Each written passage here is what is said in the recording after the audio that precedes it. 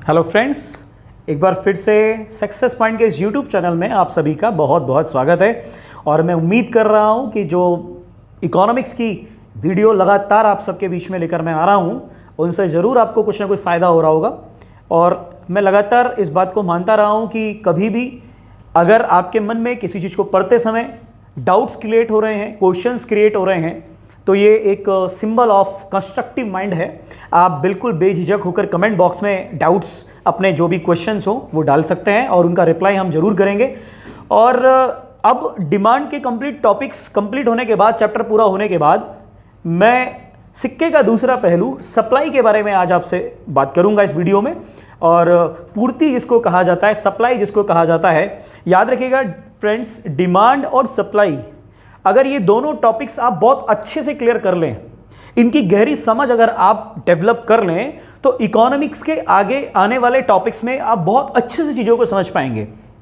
देखिए, यहाँ पर मेरा जो प्रयास है, या हमारी पूरी टीम का जो प्रयास है, वो इस तरह से पढ़ाने का है कि इकोनॉमिक्स एंड इकोनॉमी का कोऑर्डिनेशन बने। जी हाँ, मैं दोबारा से इस शब्द को बोल रहा हूँ, इकोनॉमिक्स एंड इकोनॉमी का कोऑर्डिनेशन हो। जैसे देखिए, एग्जाम प्रोस्पेक्टिव में अगर मैं यूपीएससी की, आईएएस या पीसीएस के एग्जामिनेशंस की बात करूं, या ऐसा कोई भी एग्जाम्स, इंडियन इकोनॉमिक सर्विसेज का एग्जाम जहां पर आंसर आपको राइटिंग में लिखना है, डिस्क्रिप्टिव फॉर्म में लिखना है, तो वहां पे इकोनॉमिक्स के साथ साथ इकोनॉमी का भी आपको अच्छा खासा नॉलेज होना चाहिए। और जब प्रीलिम्स ओरिएंटेशन या ऑब्जेक्टिव टाइप क्वेश्चन आते हैं तो इकोनॉमिक्स से क्वेश्चन आते हैं। दोनों में अंतर क्या है, थोड़ा सा इसको मैं बता देता हूं। इकोनॉमिक्स और economy, economy is a behavioural economics. कोई भी चीज जो घट रही है, करंट अफेयर्स जिसको हम कहते हैं, इकोनॉमिक्स के करंट अफेयर्स, तो होता है इकोनॉमी या इकोनॉमिक सिस्टम, जिसको कि हम लोग कहते हैं अर्थव्यवस्था। तो फिलहाल जो चैप्टर्स हम लोगों के चल रहे हैं वो अर्थशास्त्र यानी इकोनॉमिक्स से रिलेटेड है, लेकिन करंट अफेयर्स के माध्यम से जब हम उसको पढ़ते हैं तो वो इकोनॉमी का पार्ट हो जाता है, मींस सिस्टम का पार्ट हो जाता है। तो हमें सिस्टम को भी समझना है और इकोनॉमिक्स को भी समझना है। तो चूंकि अभी शुरुआती वीडियोस चल रहे हैं, शुरुआती चैप्टर्स आपके सामने चल रहे हैं, इसलिए मैं यहां पर अभी इकोनॉमिक्स के बारे में आपको जो बेसिक फंडामेंटल नॉलेज उन टॉपिक्स और चैप्टर में है वो देने का प्रयास कर रहा हूं। आगे चलकर जब आपकी एक गहरी और समझ विकसित हो जाएगी इन टॉपिक्स के ऊपर, तब फिर हम लोग इकोनॉमिक सिस्टम पर भी बात करेंगे। डिस्कशन वाला एक लेक्चर हम लोग यहां पर क्रिएट करेंगे और उस तरह से हम करंट अफेयर्स के साथ उसको जोड़ते हुए देखेंगे। जैसे एग्जांपल के तौर पर कि लॉकडाउन पीरियड या कोरोना ने किस तरह से इंडियन इकोनॉमी को इफेक्ट किया और क्या क्या संभावनाएं हैं, पॉसिबिलिटीज हैं, कैसे गवर्नमेंट इकोनॉमिक सिस्टम को, साइकिल को स्पीड अप करे, तेज करे और हमारे देश जो मंदी की तरफ बढ़ता जा रहा है उसको वहां जाने से रोके। तो ये सारी की सारी चीजें, ये सारे के सारे इश्यूज, मुद्दे जो है करंट अफेयर्स और इकोनॉमिक्स का मर्जर होते हैं और तब एक सिस्टम निकल कर आता है। वो धीरे धीरे आपको जरूर समझ में आने लगेगा। तो आज हम चलते हैं सप्लाई की तरफ, जो दूसरा सबसे इंपॉर्टेंट चैप्टर है डिमांड के बाद। तो चलिए चलते हैं सप्लाई की तरफ। तो जो पूर्ति की मैं बात कर रहा हूं, वो डायग्राम मैंने आपके बीच में एक बार फिर से सप्लाई का बनाया है यहाँ पर। और ये सप्लाई की एक डेफिनेशन है, अपने शब्दों में एक बार फिर से मैंने लिखी है। इंग्लिश में अगर मैं कहूँ तो the quantity of goods that a firm ready to sell at a fix price in a given period of time. याद रखिएगा, डिमांड की डेफिनेशन में दो टर्म का डिफरेंस आ गया था। डिमांड की डेफिनेशन में हमने फर्म की जगह पे कंज्यूमर लिखा था, सेल की जगह पे क्या लिखा था, बाय यानी खरीदना। करेक्ट हो गया। तो फर्म एंड सेल आ गया तो सप्लाई की डेफिनेशन हो गई, और कंज्यूमर एंड बाय यहां पर अगर आ जाए तो डिमांड की डेफिनेशन हो जाएगी। दोनों की डेफिनेशन सेम है, बस इन दो टर्मिनोलॉजीज का, फर्म और सेल यानी कंज्यूमर एंड बाय, इन दोनों का डिफरेंस है, बाकी पूरी डेफिनेशन सेम है। अगर हिंदी में मैं इसको कहूं कि किसी निश्चित समयावधि में वस्तु की वह मात्रा जिसे एक फर्म एक निश्चित मूल्य पर बेचना चाहती हो या बेचने को तैयार हो, सप्लाई कहते हैं। क्योंकि आपको इतना तो समझ में आ गया होगा कि जो डिमांड है, मांग करने वाला व्यक्ति कहलाता है कंज्यूमर। क्लियर, यानी कि जो कंजम्पशन करेगा कंज्यूमर, और सप्लाई करने वाली जो यूनिट होती है इकोनॉमिक्स में उसको हम फर्म कहते हैं। क्या कहते हैं, फर्म। फर्म किसी ऐसी संस्था को कहते हैं जो प्रोडक्शन करती है, जो प्रोडक्टिविटी होती है जिसकी, वो फर्म चाहे फिर गुड्स का प्रोडक्शन करे चाहे सर्विसेज का, बट सप्लाई करती है, उसे हम फर्म कहते हैं। तो सीधा सा एक इसकी परिभाषा यहां पर हो गई। अब सप्लाई किसे कहते हैं, देखिए हमने मांग के नियम में पढ़ा था कि अगर वस्तु के मूल्य में वृद्धि होती है, वस्तु के मूल्य में अगर वृद्धि होती है, प्राइस इंक्रीज होता है, तो उसकी डिमांड डिक्रीज होती है। ये सिंपल सा लॉ था, यानी कि ये मान लिया गया कि इलास्टिसिटी नॉन इलास्टिसिटी वाला कॉन्सेप्ट नहीं है, गिफिन गुड्स या वैबलन गुड्स वाला कॉन्सेप्ट नहीं है, या कोई अनदर कॉन्सेप्ट नहीं है। उन सबको एक्सेप्शन के रूप में अलग रख दिया, सबको नॉर्मलाइज करके मान लिया। तब एक जनरलाइज जो डेफिनेशन थी वो क्या थी कि प्राइस इंक्रीज होगा तो डिमांड डिक्रीज होगी, या प्राइस डिक्रीज होगा तो डिमांड इंक्रीज होगी। सेम हियर यहाँ सप्लाई में है। सप्लाई के लॉ ऑफ सप्लाई में जो डेफिनेशन हम लोग कह रहे हैं, आप देखिए क्या लिखा है कि when other elements remain the same, the quantity of supply increase या increases when the price of good। इसका मतलब क्या है? इसका मतलब आप सीधे तौर पर देखिए, ये वाली जो लाइन है ना, when other elements remain the same, ये डिमांड में भी काम करेगी। तो सप्लाई में भी हमने मान लिया कि बाकी सारी चीजें नॉर्मलाइज कर देते हैं। बाकी सारी चीजों को नॉर्मलाइज करने का मतलब क्या है, मैं अभी एग्जांपल से समझाऊंगा अभी। मतलब सप्लाई में डिमांड के अपोजिट है। आप ये देखिए, मैंने डिमांड का सप्लाई कर्व बनाया है। यहां पर आप देखिए क्या हो रहा है, जब किसी वस्तु का मूल्य 3 रुपए है, प्राइस 3 रुपीज है, तो उसकी सप्लाई आप देख रहे हैं कि 3 किलो की हो रही है या 3 ही सप्लाई हो रही है। प्राइस जब उसका इंक्रीज होकर मान लिया जाए 6 रुपए हो गया, प्राइस बढ़ गया, तो आप देख रहे हैं सप्लाई बढ़ गई। वैसे इस फिगर में मैंने क्या कर दिया, एग्जैक्ट 3 रुपए की बढ़ोतरी में 3 किलो बढ़ा दिया। एग्जैक्ट नहीं होगा, यूनिटरी हो जाएगा नहीं तो वो। लेकिन आप इतना जरूर समझिए कि लॉ ऑफ सप्लाई में क्या हो रहा है कि फर्म्स प्रोडक्शन को बढ़ाएंगी। जब प्राइस इंक्रीज होगा तो फर्म प्रोडक्शन को बढ़ाएंगी, गेटिंग। जबकि हमने क्या कहा था, जब प्राइस इंक्रीज होता है तो डिमांड घटेगी। तो यहां उल्टा हो गया, करेक्ट हो गया। बट मुझे यहां पर एक बात आपको जरूर समझानी है, वो ये है कि किस तरह से ये जो लाइन हमने लिखी when other elements remain the same, इसका क्या मतलब है, और क्या सच में ऑलवेज प्राइस इंक्रीज होने पर सप्लाई इंक्रीज होगी या प्राइस डिक्रीज होने पर सप्लाई डिक्रीज होगी। तो इनके बारे में मैं आपको एक एग्जांपल से समझाता हूं, ठीक है। ध्यान से इसको समझिएगा।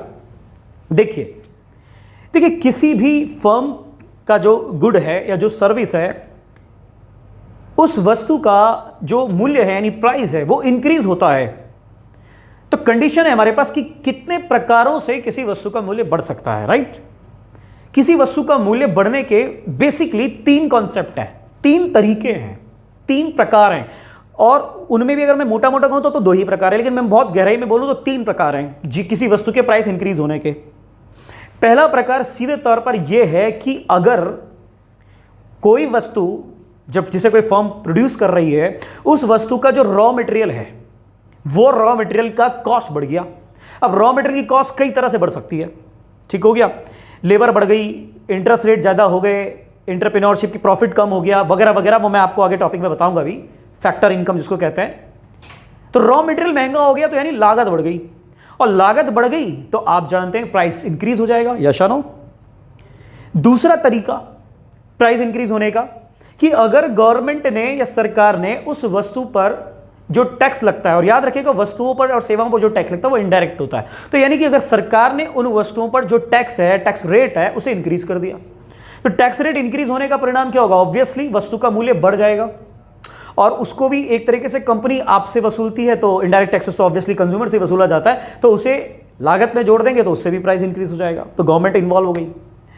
और एक जो तीसरा तरीका है किसी वस्तु के मूल्य के बढ़ने का, उस तीसरे तरीके का ही इस्तेमाल यहां पर हो रहा है। वो तीसरा तरीका क्या है, वो तीसरा तरीका है कि यदि मार्केट में उस प्रोडक्ट की डिमांड इंक्रीज हो जाए। क्या इंक्रीज हो जाए, डिमांड इंक्रीज हो जाए। मान लीजिए कि अभी कोई प्रोडक्ट है, अभी कोई वस्तु है, वो अभी 10 रुपीज की है, गेटिंग, और मार्केट में उसकी डिमांड 100 गुड्स की है। 100 गुड्स की डिमांड है और 100 की कंपनी सप्लाई करती है, तो 10 रुपीज की उस वस्तु को बेचती है। अभी मार्केट में क्या हो गया कि उस वस्तु की डिमांड बढ़ गई। बढ़ क्यों गई, कई कारण हो सकते हैं, डिमांड वाले टॉपिक में बताया था मैंने। तो मार्केट में अगर उसकी डिमांड बढ़ गई तो होगा क्या कि अगर डिमांड बढ़ने पर कंपनी सप्लाई नहीं बढ़ा पाई तो उस पर्टिकुलर पीरियड में डिमांड और सप्लाई का इम्बैलेंस हो जाएगा। और इम्बैलेंस का मतलब क्या हो गया, डिमांड ज्यादा सप्लाई कम, एंड डिमांड ज्यादा सप्लाई कम, ऑलवेज प्राइस इंक्रीज। तो ये तीसरे वाले टर्म में प्राइस के इंक्रीज होने का रीजन, प्राइस के बढ़ने का रीजन क्या है, डिमांड का बढ़ना है, यस या नो। डिमांड का बढ़ना मूल्य बढ़ने का कारण है, और यही तो कंपनियां चाहती हैं कि मार्केट में उनके प्रोडक्ट की डिमांड बढ़े और सप्लाई बढ़ाएं, और प्राइस इंक्रीज होगा ही होगा जब डिमांड बढ़ेगी। इनिशियली तो प्राइस इंक्रीज होगा ही होगा। तो इनिशियली जब प्राइस इंक्रीज होता है तो फर्म्स सप्लाई को बढ़ा देती हैं, लेकिन ये इसी कंडीशन में होगा, कौन सी कंडीशन में, जब मार्केट में डिमांड के बढ़ने पर प्राइस इंक्रीज हुआ हो। और हमेशा एक बात ध्यान रखिएगा कि कोई भी फर्म अगर है उसके दो ही ऑब्जेक्ट होते हैं। आप भी अगर बिजनेसमैन हैं और अगर आप इस वीडियो को देख रहे हैं या बिजनेस करना चाहते हैं या आपके फैमिली में कोई बिजनेसमैन है, तो किसी भी बिजनेसमैन के फर्म के दो ही ऑब्जेक्टिव होते हैं, एक अपना प्रॉफिट बढ़ाना और दूसरा प्रोडक्शन को बढ़ाना, क्योंकि प्रोडक्शन बढ़ता जाएगा तो प्रॉफिट ऐड होता जाएगा और प्रॉफिट भी बढ़ता चला जाएगा। तो ये दो ऑब्जेक्टिव है। तो इस तरह से जो है आप देख रहे हैं कि ये जो सप्लाई का लॉ है, लॉ ऑफ सप्लाई है, इस लॉ ऑफ सप्लाई में डेफिनेट है, इतना क्लियर है कि प्राइस इंक्रीज होगा तो सप्लाई भी इंक्रीज होगी, प्राइस डिक्रीज होगा तो सप्लाई भी डिक्रीज होगी। लेकिन किस कंडीशन में, जब प्राइस इंक्रीज होने का कारण क्या होना चाहिए, डिमांड बढ़ना। अगर डिमांड बढ़ रही है देन प्राइस इंक्रीज हो रहा है तो फिर सप्लाई इंक्रीज होगी। एक बिल्कुल फिनोमिनन की बात है। कैटिंग।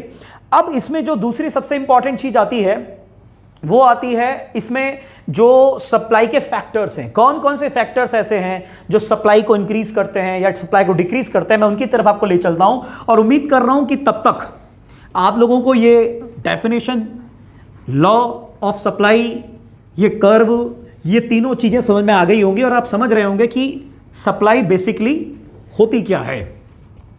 आपको इसके जो फैक्टर्स हैं उन फैक्टर्स के माध्यम से ये चीज़ें बिल्कुल इजीली समझ में आ जाएंगी। मैं आपको बताता हूं।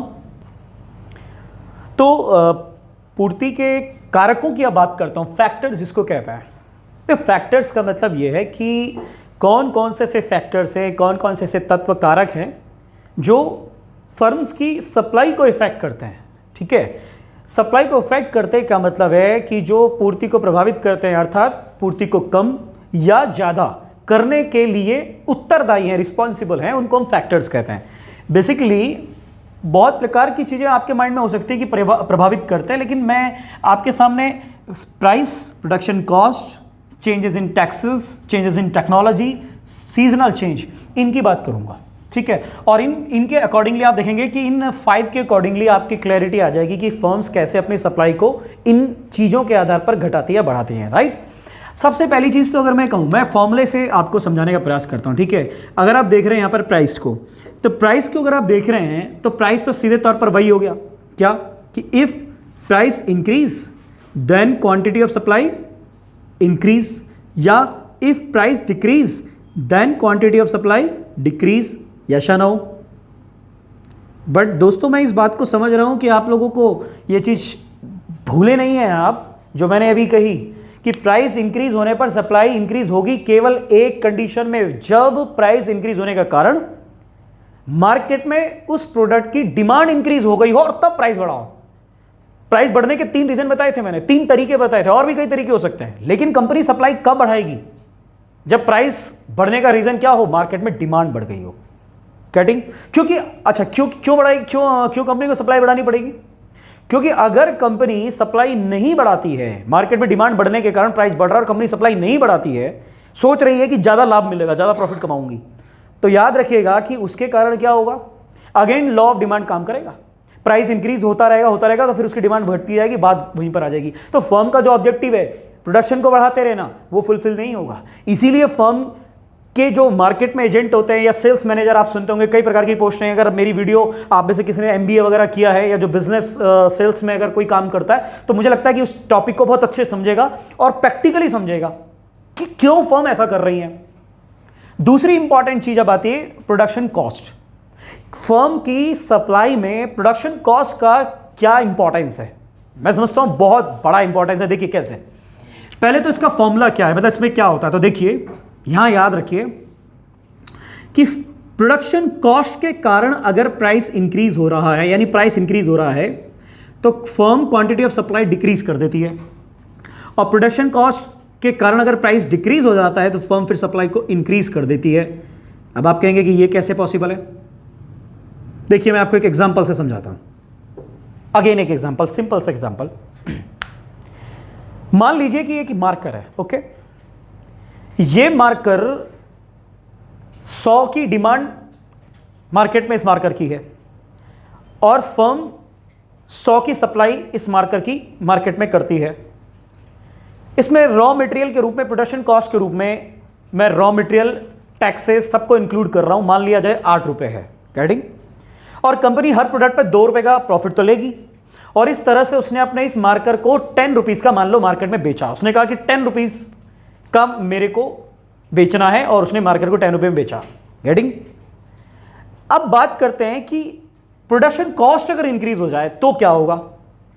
प्रोडक्शन कॉस्ट इंक्रीज होने का मतलब ये मान लीजिए कि चाहे रॉ मटेरियल महंगा हो गया, चाहे तो गवर्नमेंट का टैक्स इंक्रीज हो गया, और उन कारणों से इस मार्कर की कॉस्ट जो अभी तक आ रही थी 8 रुपए, वो बढ़कर अब 10 रुपए हो गई, और कंपनी का प्रॉफिट 2 रुपए यानी 12 रुपए। तो यानी कि कुल मिला के अब कंपनी को खुद से ही प्राइस इंक्रीज करना पड़ा। यहां पर प्राइस इंक्रीज यहां पर भी हो रहा है, यहां पर भी हो रहा है, लेकिन यहां इंक्रीज कंपनी नहीं कर रही है प्राइस को। यहां इंक्रीज होने का कारण है डिमांड का बढ़ना। कंज्यूमर खुद महंगे में खरीद रहे हैं क्योंकि डिमांड बढ़ गई, तब सप्लाई बढ़ रही है। यहां प्राइस इंक्रीज क्यों हो रहा है? यहां प्राइस प्रोडक्शन कॉस्ट ज्यादा हो गई तो प्राइस इंक्रीज हो रहा है, यानी कि यहां पर प्रोडक्ट के प्राइस को इंक्रीज कंपनी खुद से कर रही है। यानी कंपनी 10 रुपए के मार्कर को अब 12 रुपए में बेच रही है। समझ में आ गया? अब आप कहेंगे कि इससे सप्लाई कम कैसे हो गई? देखो कैसे हो गई। एक प्रैक्टिकल एग्जांपल लो, अपना ही ले लो, या मैं अपना एग्जांपल ले लेता हूं कि मान लिया जाए ये मार्कर एक कंपनी है, मान लो कैमलिन का मार्कर है, ठीक, कोई भी बढ़िया कंपनी का मार्कर है या कैमलिन का मार्कर है। मैं जब दुकान में गया, मैंने उनको कहा, दुकानदार को, कि आप मुझे ये मार्कर दे दीजिए। उसने कहा कि ये मार्कर ठीक है ले लीजिए। मैंने कहा 10 रुपए का है ना? उन्होंने कहा नहीं 10 का नहीं है, 12 रुपए का है। तो मैंने कहा एक काम कीजिए, आप 12 रुपए का हो गया, 2 रुपए तो है नहीं, आप एक काम करिए 10 वाला कोई दूसरा नहीं है आपके पास? उन्होंने कहा हाँ है, बिल्कुल है, वो ले लीजिए। उन्होंने दूसरा मार्कर दे दिया। यानी कुल मिलाकर मैंने 2 रुपए इंक्रीज होने पर कंपनी का मार्कर छोड़ दिया, छोड़ा ही नहीं छोड़ा।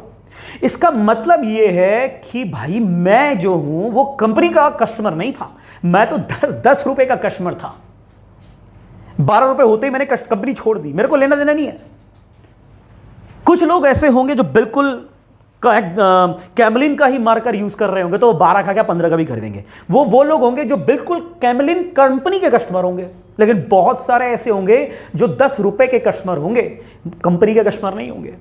कंपनी जानती है इस बात को, और इसलिए आप देखते होंगे कि मैं अगर एक उदाहरण और दूं आपको कि आज से 20 साल पहले भी हमारे पिताजी और के समय में भी लाइफ बॉय आता था 10 रुपए का लाइफ बॉय।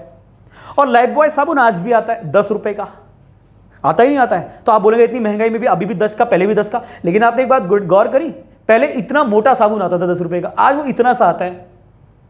कंपनी ने क्वांटिटी डिक्रीज कर दी, लेकिन प्राइस को 10 रुपए को मेंटेन रखा, क्योंकि साइकोलॉजी, मैंने बताया ना, psychology is very important. Consumer की साइकोलॉजी पढ़नी पड़ती है कंपनियों को, फर्म को माल बेचने के लिए। इसलिए उसने क्या करा, 10 रुपए की साइकोलॉजी को पकड़ते हुए 10 रुपए का रेट रखा, लेकिन घाटा बढ़ जाता अगर उतना ही क्वांटिटी रखती, तो उसने क्वांटिटी को घटा दिया। समझ में आ गया? सॉरी, क्वांटिटी को घटा दिया, क्वालिटी से समझौता नहीं किया, क्वांटिटी को घटा दिया। यही चीज का इस फायदा जो है कंपनी के जो बड़े बड़े आप देखते हैं ना 1-1 करोड़ के पैकेज IIM के लोगों को मिलते हैं, वो यही तो सोचते हैं कि कैसे कंज्यूमर को अपना माल बेचा जाए। तो यहां पर क्या हुआ कि 10 रुपए का कस्टमर होने के कारण मैंने 12 रुपए का पेन होने के कारण उसको छोड़ दिया, तो एक तरीके से वो पेन ही नहीं बिका। और ऐसे कई सारे कस्टमर मार्केट में, कई सारे कंज्यूमर ऐसे होंगे जो 10 रुपए के कंज्यूमर होंगे जो उसका पेन नहीं खरीदेंगे 12 रुपए में। तो कंपनी को ये मालूम होता है कि जैसे ही मैं प्राइस को इंक्रीज करूंगा या करूंगी, वैसे ही कई सारे लोग उस मार्कर को नहीं परचेज करेंगे। और इसलिए इनिशियली कंपनी जब खुद से प्राइस इंक्रीज करती है तो सप्लाई को डिक्रीज करती है, और सप्लाई को डिक्रीज करती है उसके बाद जब सेल्स की टीम मार्केट में फीडबैक लेती है, और फीडबैक मिलने के बाद जब कंपनी को यह मालूम पड़ता है कि नहीं भाई, रेट बढ़ने के बावजूद भी, कंपनी द्वारा रेट बढ़ाने के बावजूद भी मार्केट में प्रोडक्ट की डिमांड बन रही है, मार्केट में लोग खरीदने के लिए माल मांग रहे हैं, जो उनके डिस्ट्रीब्यूटर हैं, सप्लायर हैं, वो मांग रहे हैं कि लाओ लाओ, लोग मांग रहे हैं, तब कंपनी अगेन सप्लाई को बढ़ाएगी। But initially price increase, production cost बढ़ने से अगर प्राइस इंक्रीज होता है तो कंपनी सप्लाई को कम करेगी। ये तीसरी बात क्लियर हो गई सबको? आई होप कि आपको मेरा एग्जांपल समझ में आया होगा। तीसरी चीज बात करते हैं, चेंजेस इन टैक्सेस। अब ये देखो, ये तीनों की तीनों जो चीजें हैं वो जुड़ेंगी इन्हीं दोनों चीजों से। अब चेंजेस इन टैक्सेस का मतलब है गवर्नमेंट ने टैक्स, आप बताइए, अगर गवर्नमेंट ने टैक्स इंक्रीज कर दिया, क्या इंक्रीज कर दिया? टैक्स इंक्रीज कर दिया, तो क्या होगा? टैक्स इंक्रीज करने से प्रोडक्शन कॉस्ट इंक्रीज हो जाएगी। Yes no? Production cost increase हो जाएगी तो अगेन ये फॉर्मूला लगेगा। यानी कि अगर मैं इसमें एक फॉर्मूले के तहत मैं बनाऊं कि अगर टैक्स इंक्रीज हो गया तो क्या हो जाएगा, प्रोडक्शन कॉस्ट भी इंक्रीज हो जाएगी और क्या हो जाएगा, सप्लाई डिक्रीज हो जाएगी। या गवर्नमेंट ने अगर टैक्स डिक्रीज कर दिया तो प्रोडक्शन कॉस्ट भी डिक्रीज हो जाएगी और सप्लाई बढ़ जाएगी। मैं यहां पर आपको ये बताना भूल गया कि अगर प्रोडक्शन कॉस्ट डिक्रीज होगी तो सप्लाई क्यों बढ़ेगी। सीधी सी बात है, प्रोडक्शन कॉस्ट अगर डिक्रीज हो गई और प्रोडक्शन कॉस्ट अगर डिक्रीज होने के बाद क्या होगा, कीमतें कम हो जाएंगी, प्रोडक्ट की कीमतें कम हो जाएंगी तो कंपनी भी जानती है कि मार्केट में लोग ज्यादा डिमांड करेंगे, इसलिए वो पहले उसकी सप्लाई को बढ़ा देती है। देखो कंपनी को 2 रुपए का प्रॉफिट चाहिए, बस उसे 2 रुपए का प्रॉफिट अगर एक प्रोडक्ट पर लेना है तो वो उतना ही लेगी जब तक वो अगली बार कंपनी का बोर्ड ऑफ डायरेक्टर तय नहीं करेगा। और ऐसी स्थिति में अगर 8 रुपए का मार्कर पड़ रहा है तो वो 10 का बेचेगी। 6 का मार्कर अगर सस्ता हो जाएगा टैक्स कटने के कारण, रॉ मटेरियल सस्ता होने के कारण, तो 10 का मार्कर फिर 8 में बेचेगी या ऐसी वो 12 में बेचेगी। तो प्रोडक्शन कॉस्ट के कारण रेट्स में फ्लक्चुएशन होता है। अब प्रोडक्शन कॉस्ट को फ्लक्चुएट करने का काम टैक्स भी करते हैं, तो उन आधारों पर भी है। तो ये किस पर डिपेंड करेगा, टैक्सेस सीधा प्रोडक्शन कॉस्ट को इफेक्ट करेगा। तो ये इसका इसके अकॉर्डिंगली यही फॉर्मूला इसमें बन जाएगा। उसके बाद जो अगली चीज है वो है टेक्नोलॉजी। जरा दिमाग लगाइए अपना, टेक्नोलॉजी से कंपनी की सप्लाई पे क्या इफेक्ट पड़ेगा, सोचिए। आप खुद एक बात को ध्यान से समझिए कि अगर मान लेते हैं कि अगर टेक्नोलॉजी इंप्रूव हो गई, क्या हो गई, तकनीक में सुधार आ गया, तो दिमाग लगाइए कि क्या प्रोडक्शन कॉस्ट घटेगी या बढ़ेगी। सोचिए जरा दिमाग में, क्या बोला मैंने, अगर टेक्नोलॉजी इंप्रूवमेंट हुई, टेक्नोलॉजी अपग्रेड हुई, तकनीक बेहतर हुई, तो क्या प्रोडक्शन कॉस्ट इंक्रीज होगी या घटेगी या बढ़ेगी। सोचिए, जिन लोगों ने यह सोचा है कि टेक्नोलॉजी अपग्रेड होने से प्रोडक्शन कॉस्ट घटेगी, बिल्कुल सही सोचा है। टेक्नोलॉजी इसीलिए तो इंपॉर्टेंट है, टेक्नोलॉजी को इसीलिए तो बढ़ाया जा रहा है, तकनीक इसीलिए तो इंपॉर्टेंट है। वो क्या करेगी, वो प्रोडक्शन कॉस्ट को कम कर देगी माय डियर। वो प्रोडक्शन कॉस्ट को कम कैसे करेगी, मैं अभी एग्जांपल से समझाता हूं। इसका मीनिंग क्या है कि सीधे तौर पर अगर आपका टेक्नोलॉजी का अपग्रेडेशन हुआ और अगर आपका टेक्नोलॉजी का अपग्रेडेशन होने के कारण आपकी प्रोडक्शन कॉस्ट डिक्रीज हो गई, तो क्वांटिटी ऑफ सप्लाई भी क्या हो जाएगी, आपकी इंक्रीज हो जाएगी। क्योंकि अगेन प्रोडक्शन कॉस्ट, यही वाला फॉर्मूला लग गया नहीं लग गया कि प्रोडक्शन कॉस्ट अगर डिक्रीज हो जाएगी तो प्रोडक्शन कॉस्ट डिक्रीज होने से क्या हो जाएगा, सीधे तौर पर कंपनी सप्लाई बढ़ा देगी। यहां पर ये जो पी का मतलब है प्रोडक्शन कॉस्ट है, पीसी याद रखिएगा, पीसी प्रोडक्शन कॉस्ट, इसकी बात सीधे तौर पर मैं कर रहा हूं। और इसी तरीके से अगर मैं कहूं कि टेक्नोलॉजी डिक्रीज होती है, डिग्रेड होती है, तो जनरली कोई कंपनी ऐसा तो है नहीं कि अगर टेक्नोलॉजी उसकी अपग्रेड हो रही है तो उसके बाद से डिग्रेड करेगी। बट एक फिनोमेना सिंपल सा मैं अगर बता दूं कि टेक्नोलॉजी अगर डिग्रेड होगी तो क्या हो जाएगा, प्रोडक्शन कॉस्ट उसकी इंक्रीज हो जाएगी और अगेन फिर क्वांटिटी सप्लाई डिक्रीज हो जाएगी। अब एक उदाहरण से इस बात को समझिए। एग्जाम्पल सीधे तौर पर यह है आपके सामने कि मान लिया जाए एक कंपनी है, एक छोटा सा कुटीर उद्योग है, स्मॉल इंडस्ट्री है, ओके। उस स्मॉल इंडस्ट्री में, एमएसएमई में 15 या 20 महिलाएं काम करती हैं। मान लीजिए वो एक स्वेटर बनाने का काम करती है, ऊन से स्वेटर बनाने का काम करती है। अब ऊन से स्वेटर बनाने का काम एक दिन में 15 महिलाएं या 20 महिलाएं करती हैं, तो 20 महिलाएं जब वो स्वेटर को बनाएंगी और एक महिला एक दिन में एक ही स्वेटर को बनाएगी, तो 20 ही स्वेटर बन रही हैं। समझ में आ गया? तो आप देखिए कि एक तो 20 महिलाओं की दिहाड़ी, ऊन की कीमत, 20 स्वेटर की ऊन की कीमत, और साथ ही साथ जो मालिक होगा उसका प्रॉफिट, करेक्ट। इसको अगर आप बना लेंगे, मान लिया मैंने वहां पर उस कंपनी में कहा कि एक स्वेटर बनाने की मशीन लगा दी जो मशीनों से चलेगा। आप खुद बताइए कि अब उस मशीन को चलाने के लिए मुझे 20 नहीं, 2 या 3 या मैक्सिमम 4 महिलाएं चाहिए होंगी। वो 4 महिलाएं ही उस एक मशीन से 20 स्वेटर क्रिएट कर देंगी एक दिन में, है ना? तो यानी कि 16 महिलाओं की आवश्यकता कम हो गई। और 16 महिलाओं की आवश्यकता का जो कम होने पर जो पैसा बचेगा वो क्या होगा, वो एक तरीके से प्रोडक्शन कॉस्ट को कमी तो कर रहा है, यस और नो? तो प्रोडक्शन उतना ही, सब कुछ उतना ही, लेकिन प्रोडक्शन कॉस्ट घट गई। स्टार्टिंग में आप कह सकते हैं कि मशीन खरीदने में जो पैसा खर्च होगा, जो उसका लोन अगर लिया है कुछ है, तो स्टार्टिंग में कुछ खर्चा होगा, लेकिन बाद में वो बहुत ज्यादा रिटर्न देगा। तो टेक्नोलॉजी को इंप्रूव करते रहने से प्रोडक्शन कॉस्ट घटती है। यहां पर अगर आप में से किसी के दिमाग में ये क्वेश्चन रेज हो रहा है कि सर अगर तकनीक बेहतर हो गई और बेहतर होने से 16 महिलाओं का रोजगार छिन गया, तो ये तो देश के लिए नुकसान है। तो देखिए ये नेगेटिव मेंटेलिटी खत्म करिए। आज के मॉडर्न एरा में ये सोच अच्छी नहीं है। इसका कई बार कॉन्फ्लिक्ट होता है कि भारत जैसे देश में जहां इतनी बड़ी आबादी है क्या तकनीक बढ़ानी चाहिए। गांधी जी भी ऐसा ही कहते थे कि तकनीक की जरूरत नहीं है। लेकिन मैं यहां पर इस बात को जोड़ूंगा कि आप ऐसा क्यों सोच रहे हैं कि मैं एक ही मशीन लगाऊंगा। मैंने कहा कि 4 लोग एक मशीन में काम कर लेंगे और 20 स्वेटर बना देंगे, तो मैं 5 मशीन लगा देता ना, उन 20 की 20 महिलाओं को हर एक मशीन में लगा देता हूं। तो अब मेरे साथ 5 मशीन आ गई और वही 20 महिलाएं 5 मशीनों में काम कर रही हैं। तो मेरा प्रोडक्शन क्या हो गया, 20 स्वेटर की जगह 20 पंजे 100 स्वेटर एक दिन में पैदा होगी। और आप जानते हैं कि जब प्रोडक्शन मास स्केल पर होता है, जब स्केल बढ़ता है तो कॉस्ट डिक्रीज होती है। चाइना का एग्जांपल देखिए, चाइना में भी तो पॉपुलेशन है, फिर वो इतने लार्ज स्केल पर कैसे करता है? क्योंकि उसने अपनी उस ह्यूज पॉपुलेशन को स्किल्ड किया, उनको ट्रेनिंग दी और मशीनों के माध्यम से उनको प्रोडक्टिविटी उनकी बढ़ाई। और आप देखते हैं उनका स्केल अप क्या होता है। चाइना जिस भी देश में जाता है डंप कर देता है सारा माल, और रेट्स कितने नीचे कर देता है कि किसी भी बाजार में इतनी क्षमता ही नहीं है कि वो चाइना से कॉम्पीट कर सके। तो उसका जो मॉडल है वो यही मॉडल है, अपनी आबादी को टेक्नोलॉजी से जोड़ दिया। भारत भी कर सकता है ऐसा, और सरकार इस दिशा में काम करने का प्रयास कर रही है। स्किल इंडिया मिशन, मुद्रा बैंक योजना और ऐसी कई योजनाएं। आप चाहें तो उन योजनाओं को भी, इकोनॉमिक्स में उनका इंपॉर्टेंस भी बहुत ज्यादा है, उसको भी देखने का प्रयास करें। और अंत में सबसे आता है सीजनल चेंज। और डेफिनेटली सीजन चेंज जो है, सीजन चेंज सीधे तौर पर सप्लाई को इफेक्ट करेगा। आप जानते हैं कि पेप्सी, कोको कोला, रसना, माजा जो भी कोल्ड ड्रिंक्स हैं, गर्मियों के मौसम में ज़्यादा प्रोडक्शन करेंगे, सर्दियों में कम करेंगे। जितने भी वूलन क्लॉथ्स की कंपनीज हैं, जितने भी गर्म कपड़े, ऊनी व कपड़ों की कंपनियां हैं, आप जानते हैं कि सर्दियों में ज़्यादा प्रोडक्शन करेंगी, गर्मियों में कम करेंगी। ऐसे बहुत सारे हजारों एग्जाम्पल भरे पड़े हैं आप ही के घर में, आप ही के इर्द गिर्द।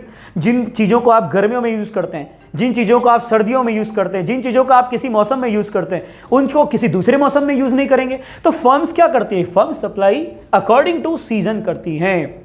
तो इतनी बात आई थिंक आपको समझ में आ गई होगी। तो कुल मिलाकर ये पूरा का पूरा जो है सप्लाई का फैक्टर मैंने आपको बताया कि किन किन चीज़ों से सप्लाई इफेक्ट होती है। और इस सप्लाई के चैप्टर में मैं यहीं पर आपको बता देता हूं, इसी में एक सबसे लास्ट पॉइंट है जो चैप्टर को कंप्लीट कर देगा। इसमें डिटेल में मैं नहीं जाऊंगा, वो है इलास्टिसिटी ऑफ सप्लाई, यानी इसको कहते हैं पूर्ति की लोच। जैसे हमने कहा था ना इलास्टिसिटी ऑफ डिमांड, वैसे इलास्टिसिटी ऑफ सप्लाई। और इसका एक सिंपल सा फॉर्मूला याद रखिए, इसमें भी हम कहेंगे E is equal to percentage delta Q, D की जगह क्या आ जाएगा QS upon percentage delta P। तो कुल मिलाकर elasticity of demand, elasticity of supply में डिफरेंस क्या आया, हमने QD की जगह पे क्या लिख दिया, QS लिख दिया। तो फॉर्मूला वही है, सप्लाई की कारण यहां पर S मैंने लिख दिया। बाकी इसमें भी elastic supply, non elastic supply, unit elastic supply, perfect elastic, perfect in elastic supply, ये सब एज इट इज है। और यहां पर इस बात को भी आप समझ लीजिए कि जो परफेक्ट इलास्टिक डिमांड की तरह ही परफेक्ट इलास्टिक सप्लाई है। सप्लाई भी सीधे तौर पर, या इलास्टिक सप्लाई भी सीधे तौर पर यही है कि कौन सी वस्तुओं के मूल्य में बदलाव आने पर उसकी सप्लाई भी कम या ज्यादा होती है, और कौन सी वस्तुओं के मूल्य में बदलाव होने पर उनकी सप्लाई में भी बहुत बदलाव नहीं होता। वही दोनों चीजें, और सेम एज इट इज है। इलास्टिक सप्लाई लग्जरियस आइटम्स की होती है, in elastic supply necessary goods की होती है। तो सेम एज इट इज इसको है, इसलिए मैं इस पर ज्यादा लंबा वीडियो हो जाएगा अदरवाइज। मैं इसलिए यहां पर आपको इतना ही बता रहा हूं। गेटिंग? तो इस तरह से एक ही वीडियो में मैंने आपको पूरा सप्लाई का टॉपिक क्लियर करा दिया, और मैं उम्मीद कर रहा हूं कि आपको सप्लाई का बेसिक्स से लेकर और ये एंडिंग फॉर्मेट, मैं यहां पर और सारे एग्जांपल दे सकता था, पर मैं चाहूंगा कि आगे इसका डिस्कशन करेंगे। इस वीडियो में आपको इतना ही मैंने समझाया, और इसको अगर आप ढंग से समझेंगे तो आप डिमांड सप्लाई को कोरिलेट करना सीख जाएंगे। आगे हमारा जो बाजार संतुलन यानी मार्केट इक्विलिब्रियम का टॉपिक है, उसको जब मैं क्लियर करूंगा तो दोनों को अब हम जोड़ने का प्रयास करेंगे। गेटिंग? तो मैं उम्मीद करता हूं कि इस पूरे वीडियो में आपने सप्लाई को समझने का प्रयास किया होगा और आपको समझ में आया होगा। विद एग्जांपल मैंने आपको समझाने का प्रयास किया, और अगर आपको ये वीडियो पसंद आया हो तो प्लीज़ इसको लाइक ज़रूर करिए। और फ्री में ये वीडियो है, सबको आप शेयर करिए, अपने फ्रेंड्स को भी शेयर करिए ताकि वो भी सीख सकें, और साथ ही साथ इस चैनल को सब्सक्राइब करना ना भूलें। तब तक के लिए आप सभी लोगों को बहुत बहुत धन्यवाद।